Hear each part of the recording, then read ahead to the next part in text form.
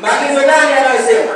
Anasema anna man swama Ramadhana, hakika mwenye kufunga mwezi mtukufu wa Ramadhani, imana, kwa imani. Sharti ya kwanza afunge kwa imani, aamini kwamba funga ni faradhi na anayetekeleza kwa wajibu wa mujibu wa sheria ya Mola wake.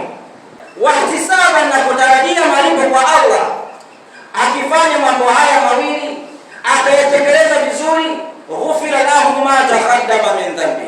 Mtume anasema huyu mtu usamehewa madhambi yake, usamehewa miongoni mwa madhambi yake aliyoyafanya huko nyuma. Kwa hiyo ni ofa kubwa ambayo ataipata